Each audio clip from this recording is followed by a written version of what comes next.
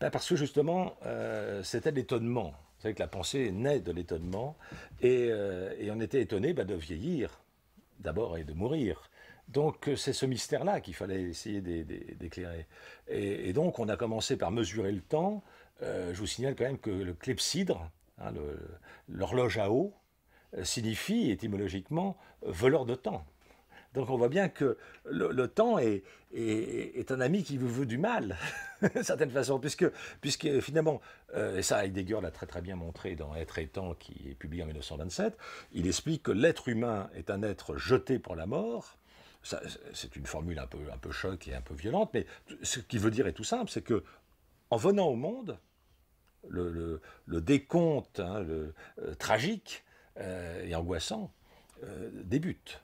Dès que je nais, dès que j'arrive sur Terre, j'arrive pour mourir.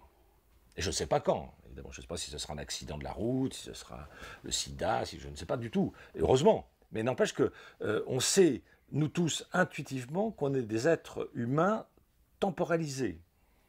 Et donc après, évidemment, on a un rapport au temps qui est différent les uns des autres. Certains vont dire, beaucoup de romanciers ont traité ça du reste, je vais économiser le temps, je ne vais pas boire, pas de fumer, pour pas être malade, pour vivre longtemps, et ça. Puis hop, puis ils sont renversés par un camion.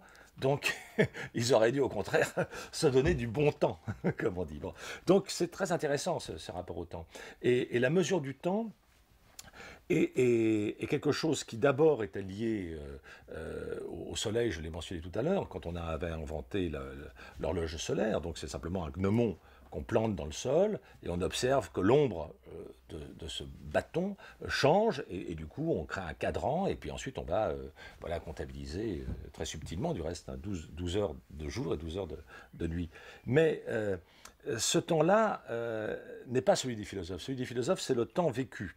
C'est le temps vécu. Et là, ce qui est intéressant, c'est que c'est assez récent, en fait. Je suis toujours étonné de ça, c'est que les philosophes se sont préoccupés de l'amour, de la mort, de Dieu, de la nature, etc. Mais les grands textes philosophiques sur le temps, il n'y en a pas tant que ça avant le 19e siècle et le 20e siècle.